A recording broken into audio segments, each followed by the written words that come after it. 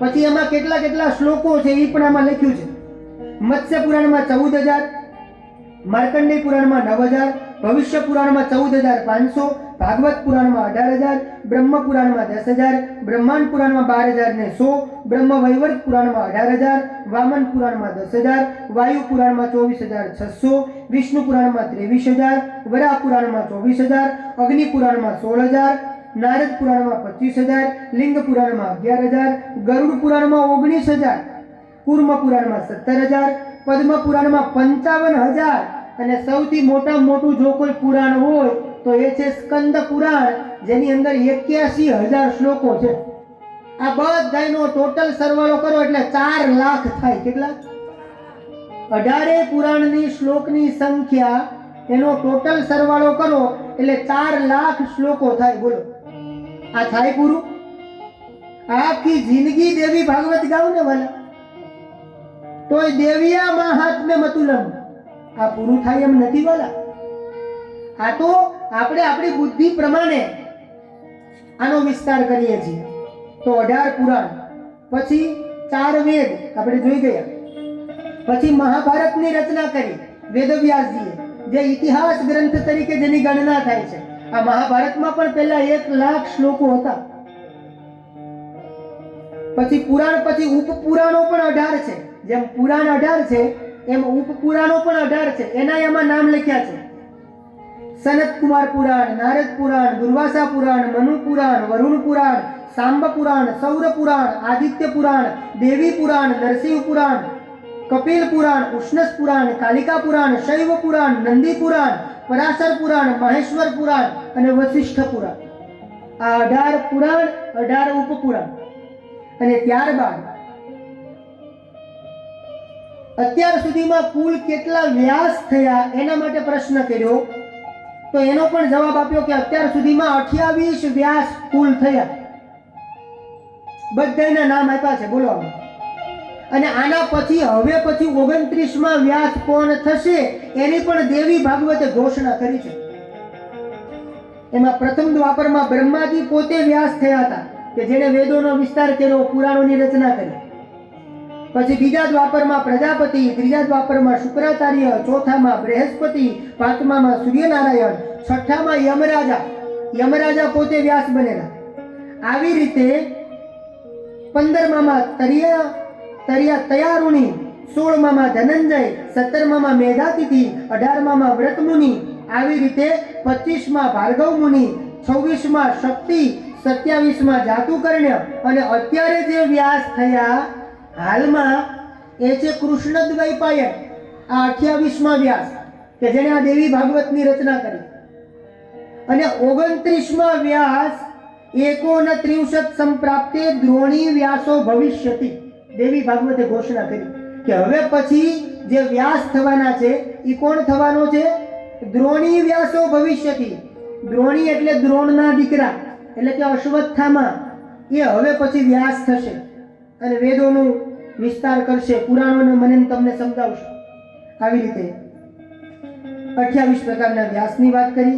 પછી સુખદેવજી મહારાજના પ્રાગટ્યની કથા બતાવી છે કે વેદવ્યાસજી મહારાજ વિચાર કરવા લાગ્યા કે મેં આટલું બધું રચના કરી, આટલું બધું સંગ્રહ વૃત્તિ હું જો કરીશ તો મારું બધું જ્ઞાન હું કોને આપીશ? એટલે મારે એકાદ દીકરો હોવો.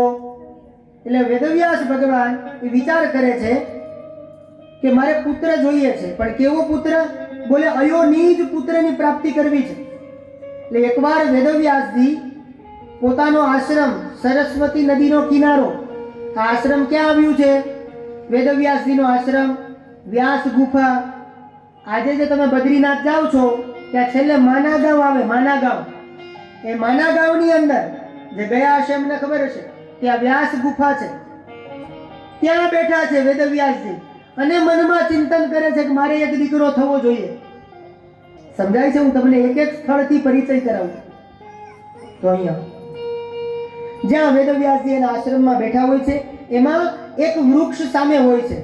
એ વૃક્ષની ઉપર એક ચકલી ને એક ચકલો બંને પોતાનો માળો બાંધી અને ત્યાં રહેતા હોય છે. આ દ્રશ્ય વેદવ્યાસજીએ જોયું અને એને પણ પોતાનો માળો બાંધવાનું મન થયું. સમજાય છે? પેલા ચકલી અને ચકલો એને માળો બાંધતા જોઈ અને વ્યાસજીને વિચાર આવ્યો કે મારે પણ મારા ઘરનો માળો બાંધવો, પણ વિચાર કર્યો કે મારે પુત્ર જોવે છે, તો મને પુત્ર કેવી રીતે પ્રાપ્ત થાય? જ્યાં વિચાર કરતા હતા એવામાં ત્યાં દેવર્ષિ નારદજી આવ્યા.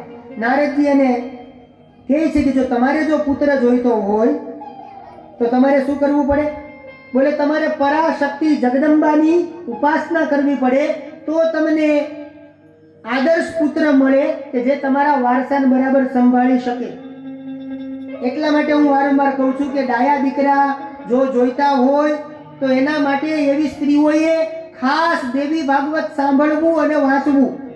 અહીંયા વ્યાસજી દેવી ભાગવત સાંભળે ને એના ઘરે જો સુખદેવ જેવા દીકરાનો પ્રાદુર્ભાવ થતો હોય તો મારે ને તમારે તો સાંભળવું જ રહ્યું વાલા. અહીંયા નારદજી કહેવા લાગ્યા કે તમે જગદંબાની ઉપાસના કરો. સત્યમ સત્યમ પુનઃ સત્યમ વેદ શાસ્ત્રાર્થ નિર્ણય પૂજનીય પરાશક્તિ નિર્ગુણા સગુણાથવા. આમ કઈ શક્તિ તત્વનો પરિચય આપ્યો. અને નારદજી એમ કહે છે કે મેં આ બધી કથા કોની પાસે સાંભળી? તો કે નારાયણ પાસે. હવે અહીંયા 2 અધ્યાયમાં હયગ્રીવ ભગવાનનું ચરિત્ર બતાવ્યું છે. જુઓ, કથામાંથી કથા શરૂ થઈ ગઈ. પૂછ્યું તું સુખદેવજીનું પ્રાગટ્ય, પણ વચ્ચે હયગ્રીવના પ્રાગટ્યની 2 અધ્યાયમાં કથા બતાવી. એટલા માટે હું તમને કહું છું કે જો અહીંયા ધ્યાન ન હોય તો દેવી ભાગવતની કથા હૃદયમાં ઉતરે. તમને એમ થાય દાદા સુખદેવજીની પ્રાગટ્યની વાત કરતા ના હયગ્રીવનું વચ્ચે ક્યાં લાવ્યા? પણ અહીંયા જ્યાં નારદજીએ વ્યાસજી આગળ શક્તિનું વર્ણન કર્યું એટલે વ્યાસજીએ નારદને પૂછ્યું કે તમને આ શક્તિનો મહિમા કોણે સંભળાવ્યો? ત્યારે એણે કીધું કે મેં વિષ્ણુ ભગવાન પાસેથી સાંભળ્યું. ત્યારે કીધું કે મેં એવું પણ સાંભળ્યું છે કે આ વિષ્ણુ ભગવાનને એક વખત હયગ્રીવ બનવું પડ્યું હતું. મને એ કથા પહેલા સંભળાવો ને. એટલા માટે 2 અધ્યાયમાં હયગ્રીવ નારાયણની કથા સંભળાવે છે. નારાયણ એમ કહે છે હું પણ સ્વતંત્ર નથી. નારાયણ એમ કહે છે હું પણ સ્વતંત્ર નથી, હું પણ આ પરા અંબાની ઉપાસના કરું છું. તસ્માન નાહમ સ્વતંત્રોસ્મિ શક્ત્યાધીનોસ્તિ સર્વથા. હું પણ આ શક્તિનું આરાધન કરું છું, જગદંબાની ઉપાસના કરું છું. એવા સમયની અંદર શ્રાવણ સુદ પૂર્ણિમા એના દિવસે હયગ્રીવ ભગવાનનો પ્રાદુર્ભાવ થાય છે. શ્રાવણ મહિનામાં પૂર્ણિમા એટલે રક્ષાબંધન, બળેવ કહીએ છીએ ને, એ દિવસે હયગ્રીવ ભગવાનનો પ્રાદુર્ભાવ થાય છે. આ વાત બતાવી અને આ બાજુ આ કથા બતાવી છે. પણ આટલી સરસ મજાની કથા, આ એક ચરિત્રમાંથી બીજું ચરિત્ર, બીજામાંથી ત્રીજું ચરિત્ર, આ આપણે ત્યારે જ આપણા હૃદયમાં ઉતરે કે જો આપણે કથામાં આપણું મન હોય તો, કથામાં આપણું ધ્યાન હોય તો, નકર આ કથા આપણને ઉતરે. એટલે અહીંયા 2 અધ્યાયમાં હયગ્રીવ નારાયણની ચરિત્ર બતાવ્યું, કથા બતાવી. પણ જે વ્યક્તિ ફિઝિકલી ને મેન્ટલી અહીંયા બેઠા હોય એને જ આ કથા ઉતરે. બાકી દરેક વ્યક્તિને કથા ઉતરતી. પહેલા સમય સારો હતો વાલા. પહેલાના સમયમાં આપણે બધાય આમ મર્યાદાથી જીવન જીવતા, ભક્તિ ભાવથી જીવન જીવતા, અને માતાજીના ગરબા ગાતા તો એ પણ ભાવથી ગાતા. અત્યારે એમાંય કેટલું કેટલું અપડેટ વર્ઝન. દોઢિયો તમારે છે આ બાજુ આવું? દોઢિયો, હાડા તણીયો, પોણા તણીયો, અઢિયો ગરબા ગાતા હતા ત્યાં સુધી વાંધો નહોતો. એમાંથી પછી આમાં એટલે રેવા દે, કડ ભાંગી જાય તારી. અમારે અમદાવાદમાં ક્લાસીસ છે, હરિઓમ. નવરાત્રી આવે એના પહેલા ક્લાસીસ ચાલુ થઈ જાય, ગરબા ક્લાસીસ. અને માતાઓ પાછી એના ઘરવાળાને ઘેર આવવાનો ટાઈમ થઈ ગયો હોય, એને જમવાનો ટાઈમ થાય અને આ ખંભામ પાકીટ ને ગરબામાં જવું છે. રેવા દે, ગરબા નથી ગાવા, ઓલા આવ્યા છે એને જમાડ. ખોટું નહીં લાગે ને? તો અહીંયા લખ્યું છે એટલે કહું છું ભાઈ, અજય કુમાર, આમાં એવું હોય બધું. સમજાય છે? તો મારે તમને કેવું છે એમ કે પહેલા શું કરાય? ગરબા ગાવાના. હું તમને અન્યથા ન લેતા, પાછા મારા વાતનો ગલત અર્થ ન કાઢતા. હું તમને એમ કહેવા માંગુ છું કે પહેલા સમય સારો હતો કે આપણે માતાજીના ગરબા ગાતા, પ્રેમથી લગ્નમાંય ગરબાનું આયોજન કરતા. હવે સારા ગાયક કલ્પેશભાઈ જેવા હોય તો આપણે એમને પણ બોલાવીએ. તમે લોકોએ વચ્ચે અહીંયા જળદેવીમાં બહુ મોટો પ્રોગ્રામ કર્યો હતો. એ કલ્પેશભાઈ આવ્યા હતા, એ મને ખબર છે. બરાબર બોલું છું ને? કાંઈક પાટોત્સવ હોય કે કંઈ પણ હોય, પણ કલ્પેશભાઈ આવ્યા હતા અહીંયા, એટલે એનો મતલબ એ છે કે વામન દાદા કલ્પેશભાઈનું ધ્યાન રાખે છે. એનો મતલબ એવો થયો ને. અમે અમદાવાદ હોઈએ તોય ભલે, કે અહીંયા હોઈએ તોય ભલે, પોતાનાનું ધ્યાન પોતાના ન રાખે તો થઈ રહ્યું ને વાલા. સમજાય છે? હું એવા ભાવથી કહું છું. તો અહીંયા મારે તમને કેવું છે કે પેલા સમય સારો હતો, હવે તો પહેરવેશ બદલાના. હવે એક દાદા, ખોટું નહીં લાગે ને, એક દાદા સવારમાં એનો લેંગો ગોતતા હતા. લેંગો, એક દાદા સવારમાં એનો લેંગો ગોતતા હતા. ત્યાં લેંગો ચડતો નથી. ત્યાં દીકરાના વહુ આમ બહાર આવ્યા અને દાદા વિચાર કરે મળવું આ કઈ સમજાતું નથી. એટલે અત્યારે લેંઘાના આપણે શું બનાવ્યા? ફરીથી હજી એકવાર હું બનાવ્યું? હા, હું બનાવ્યું લેંઘાનું પ્લાઝો. નામ શું હતું? પ્લાઝો. ખરેખર પ્લાઝો. આવું નહીં કરતા એમ દેવી ભાગવત ના પાડે છે કે દાદાને એક જ. એટલા માટે મારે તમને કેવું છે, સુખદેવજીના પ્રાગટ્ય તરફ આગળ વધીએ પહેલા શું કહેવાનું?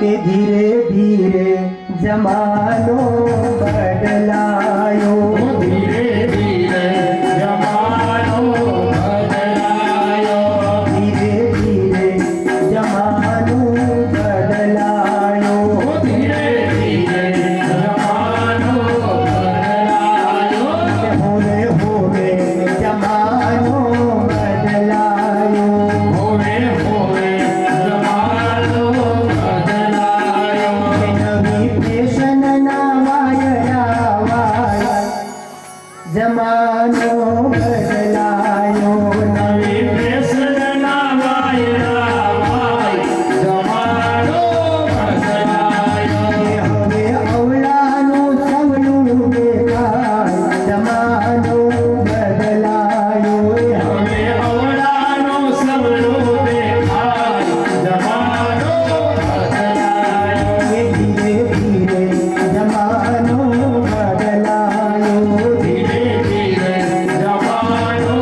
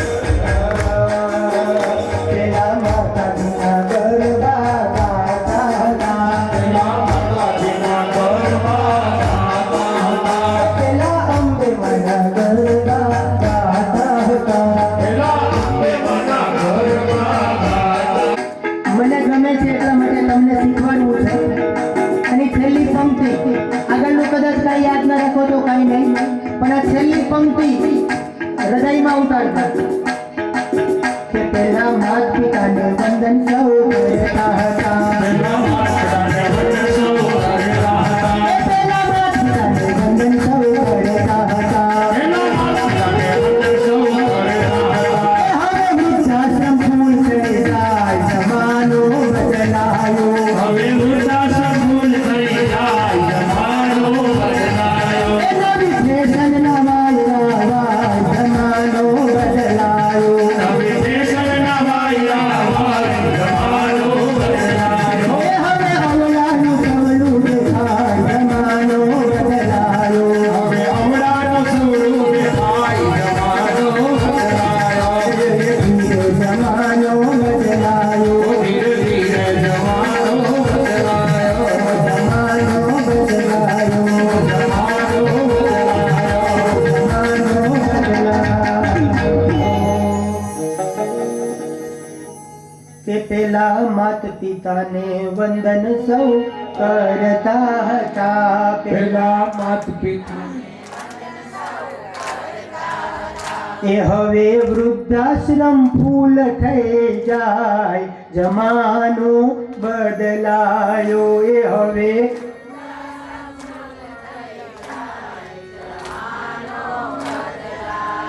એટલા માટે શું શીખવાડે દેવી ભાગવત? માતા પિતાની સેવા કરજો વાલા, એમાં જ સાચું સુખ છે.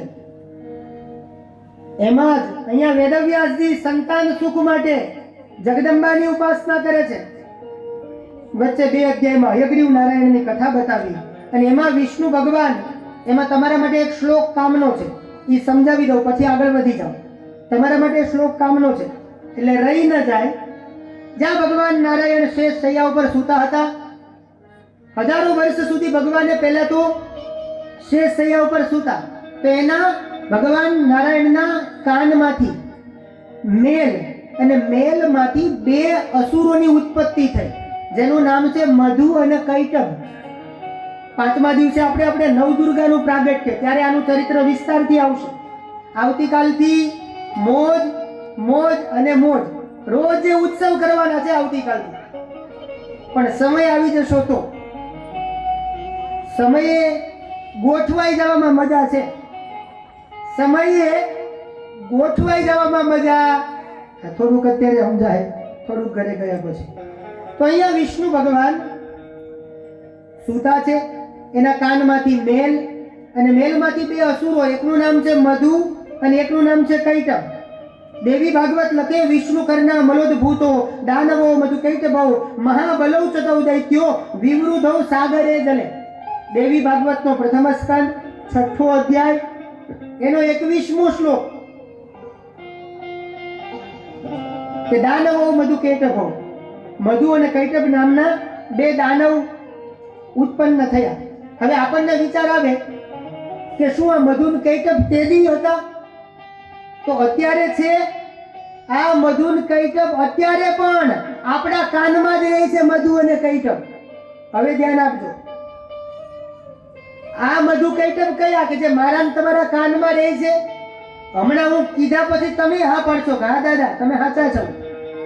આ મધુ અને કૈટભ, હવે આનું આધ્યાત્મિક અર્થઘટન સમજાવું. મધુ એટલે કોણ અને કૈટભ એટલે કોણ? આપણા માટે કોઈ મધુર બોલે, કોઈ સારું બોલે, આપણા કોઈ વખાણ કરે અને આપણા કાન ત્યાં પહોંચી જાય, હે હે હે શું કહેતા હતા? હજી એકવાર બોલો તો. એટલે સમજવું આપણામાં મધુએ પ્રવેશ કર્યો. મધુ એટલે મીઠું. આપણામાં વખાણ તો બધાને ગમે ને ભાઈ. આપણા માટે કોઈ મીઠું બોલે અને આપણા કાન એ મીઠું સાંભળવા ત્યાં પહોંચી જાય તો સમજવું કે આપણામાં મધુ પ્રવેશ. પછી કૈટભ, આપણા માટે કોઈ ગલત બોલે, કડવું બોલે, કોઈ આપણી નિંદા કરે અને એ નિંદા સહન ન થાય અને આપણે એના પ્રત્યે ગલત ભાવ રાખીએ ત્યારે આપણા હૃદયની અંદર કૈટભ પ્રવેશ કરે છે, આપણા કાનમાં કૈટભ પ્રવેશ કરે છે. આ છે એનું આધ્યાત્મિક અર્થઘટન. એટલે મધુ ને કૈટભ હજી છે, એ કાંઈ ગયા? સમજાય છે ને? તો અહીંયા વિષ્ણુ ભગવાન ઘણા સમય સુધી સૂતા હોય છે અને એમાં હવે વેદવ્યાસજી વિચાર કરે છે કે મારે અહીંયા પુત્રની પ્રાપ્તિ કરવી છે અને આ બાજુ ભગવાન નારાયણ એ સૂઈ ગયા, એટલે કે લાંબા સમય સુધી સૂતા છે, ધ્યાનસ્થ છે અને દેવતાઓને યજ્ઞ કરવો છે. હવે વિષ્ણુ વગર કોઈ યજ્ઞ પૂરો થાય, કારણ કે યજ્ઞો વય વિષ્ણુ. એટલે દેવતાઓ ગભરાણા. કોની પાસે જઈએ? દેવતાઓ આવ્યા માતાજી પાસે, બ્રહ્માજી પાસે. અને બ્રહ્માજીએ કીધું કે આપણે એક કામ કરીએ, અત્યારે વિષ્ણુ ભગવાન સૂતા છે, એને જગાડવામાં નહીં આવે તો યજ્ઞ પૂરા નહીં થાય. તો બોલે વિષ્ણુને જગાડે કોણ? તો જો તમારા માટે અહીંયા કામની વાત એ છે કે આ વિષ્ણુ ભગવાનને કોણ જગાડે? ત્યારે બ્રહ્માજીએ એક કીડાને બોલાવ્યો, જેનું નામ હતું વ્રમી નામનો કીડો. હિન્દીમાં જેને દીમક કહેવાય. દીમક કીડાને શું કહેવાય હિન્દીમાં? દીમક. સંસ્કૃતમાં એના વ્રમી નામ બતાવ્યું છે અને ગુજરાતીમાં કીડો. સમજાય છે? આ કીડો પણ મને ને તમને આમ કાળ બનીને દંશ આપે છે. જો સમજાય તો આનો આધ્યાત્મિક અર્થઘટન કરું તો આ વ્રમી નામનો કીડો, એને કીધું કે તું જા અને વિષ્ણુ ભગવાન આમ ધનુષ્યનો ટેકો રાખીને સૂતા છે ને, એની પ્રતંચાને તોડી નાખ. બ્રહ્માજી કહે છે બોલો. ત્યારે આ કીડો કહેવા લાગ્યો કે હું આવું પાપ ન કરું. કેમ? બોલે કોઈ સૂતેલા માણસને જગાડાય. બોલો, આ કીડાને ખબર પડે કે સૂતેલા માણસને ન જગાડાય. તમારા માટે આ શ્લોક કામનો છે. આ કઈ અને પછી આપણે સુખદેવજીના પ્રાગટ્ય અને પછી આરતી તરફ આગળ વધીએ. તો અહીંયા કીધું છે કે નિદ્રા ભંગ કથા છેદો દંપત્યો પ્રીતિ ભેદના શિશુ માતૃ વિભેદસ્ત બ્રહ્મ હત્યા સમમ સ્મૃતમ. કીડાના મુખમાંથી શ્લોક નીકળ્યો. કીડો બોલ્યો છે. એક તો નિદ્રા ભંગ, કોઈ સૂતેલા વ્યક્તિને જગાડવા, એટલે નહીં જગાડવા એટલે થોડાક સમય પૂરતી નહીં જગાડવા. હા, પછી બહુ વધારે સૂઈ રહે પાછા તો જગાડવા, કે જાગીને કામે લાગી જાવ. પણ તો થાકીને આવ્યા હોય અને જ્યાં સૂતા હોય અને આપણે આમ જગાડીએ એમ નહીં જગાડવા એમ. એટલે એક તો નિદ્રા ભંગ, બીજું કીધું કથા જ છે દો. આના ઉપર ઘણું બધું બોલાય હોય. એક શ્લોક ઉપર 3 કલાક બોલે. નિદ્રા ભંગ, કોઈની ઊંઘ ના બગાડવી. ઘણા એમ કહે ને કે મારી લાખ રૂપિયાની ઊંઘ બગાડી, એવું આપણને સાંભળવા મળે. પછી આવ્યું કથા જ છે દો. કોઈ જગ્યાએ કથાનું આયોજન થતું હોય અને એમાં જો આપણે વિઘ્ન કરીએ તો એને મહાપાપ ગણવામાં આવ્યું છે. કોઈને કથામાં જવું હોય ને આપણે કથામાં જતા રોકીએ તો પણ આપણે પાપના ભાગીદાર થઈએ. નિદ્રા ભંગ, કથા જ છે દો. પછી કીધું દંપત્યો પ્રીતિ ભેદના. પતિ ને પત્ની વચ્ચે ક્યારેય ઝઘડો કરાવવો. કોકનું સારું હાલતું હોય ને તો આપણે રાજી રહેવું, એમાં ટાંગ અડાડવાનો પ્રયાસ કરવો. આની ઉપર ઘણું બધું બોલાય પણ આપણે આગળના દિવસો આ બાકી રાખીએ થોડું. તો દંપત્યો પ્રીતિ ભેદના. પછી કીધું શિશુ માતૃ વિભેદસ્ત. એક બાળકને ક્યારે એના માંથી, બાળકને માને વાલા બાળકો હોય તો માને ક્યારે બાળકોથી દૂર કરવી. તમે એને બે નબળી વાત કરો એટલે એને ગલત વિચાર આવે, એના દાંપત્ય જીવનમાં ભંગાણ થાય અને એ માં અલગ થાય ને દીકરાથી. આવો અપરાધ ક્યારે કરવો. કીડો આવી બધી શિક્ષા આપે. ત્યારે બ્રહ્માજી કહેવા લાગ્યા કે ડાયો થામાં, તારે જો યજ્ઞનો ભાગ જોઈતો હોય, તારે યજ્ઞમાં ભાગ જોઈતો હોય તો વિષ્ણુ ભગવાનને જગાડ. અને શોર્ટમાં કહું, પછી એક કીડો, વ્રમી નામનો કીડો, એ વિષ્ણુ ભગવાન જ્યાં સૂતા હોય છે ત્યાં જઈ અને ધનુષ્યની પ્રત્યંજા તોડે છે અને ધનુષ્યના કડાકાની સાથે વિષ્ણુ ભગવાન ઉઠી જાય છે.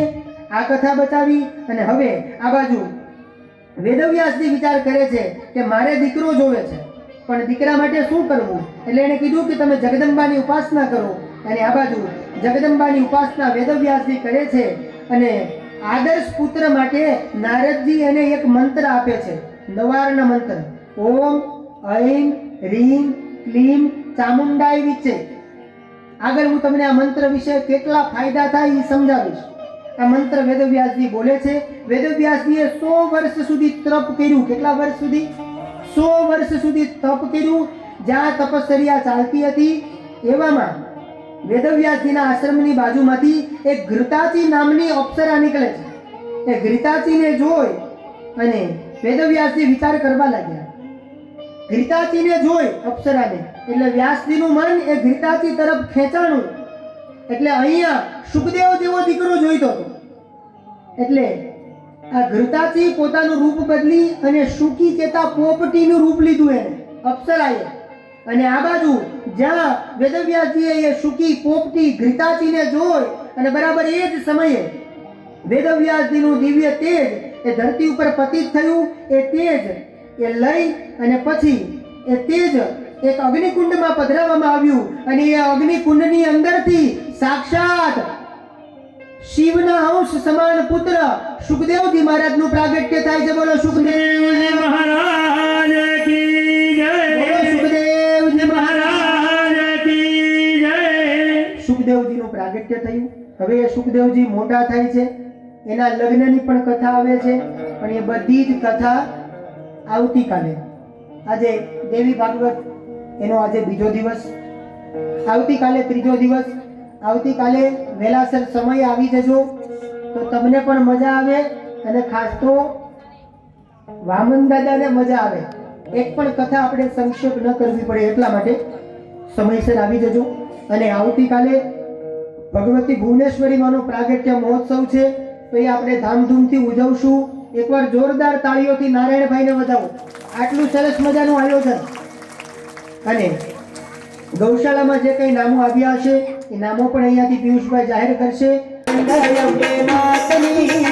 જય જય બોલો આનંદ અંબે માતની રે. અંબે માતની રે, ભવાની માતની રે. અંબે માતની રે, ભવાની માતની રે. જય બોલો આનંદ અંબે માતની રે. જય જય બોલો આનંદ અંબે માતની રે. જય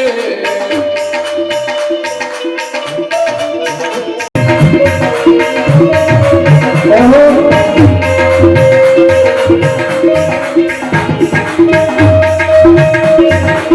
માતની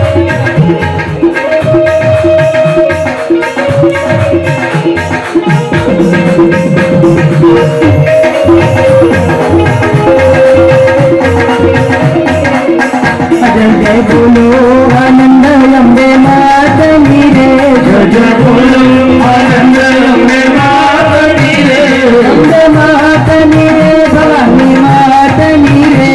અંબે માતની રે, ભવાની માતની રે. જય બોલો આનંદ અંબે માતની રે.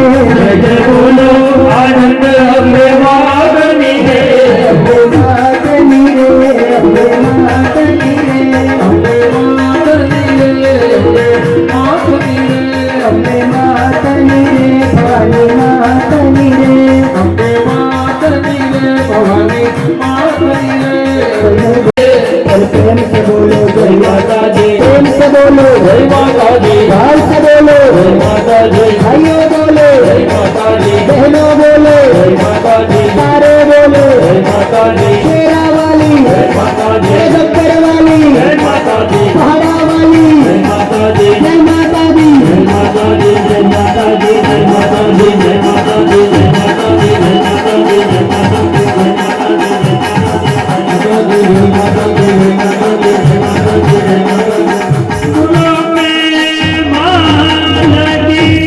जय नमः पार्वती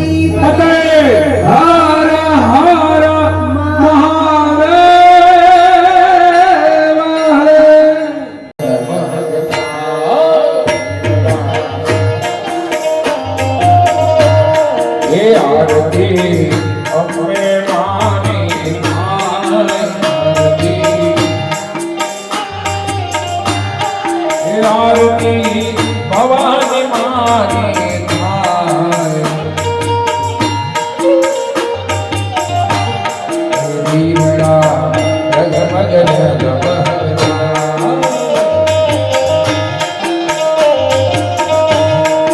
મારી અમે લાવ્યા છે ફૂલડાનો હાર. એ મારી તમે ફેરતો આનંદ થાય. એ મારી તમે ફેરતો આનંદ થાય.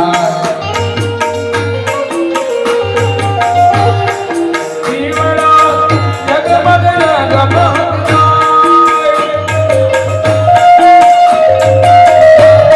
એ મારી અમે લાવ્યા ભોજન ના થાળ.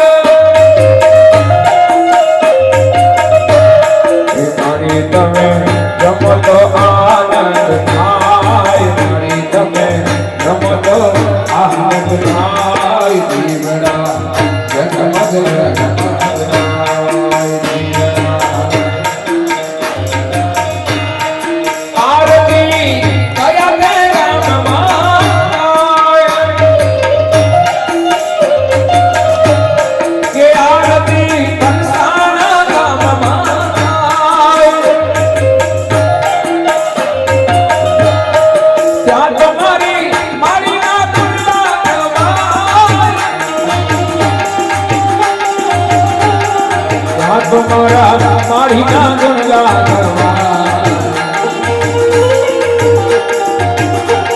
એટલી વેળા એક ભજન પાય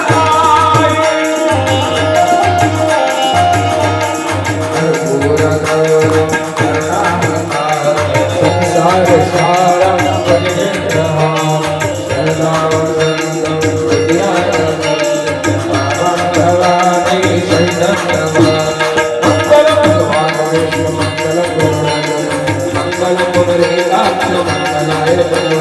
સર્વ મંગલ મંગલ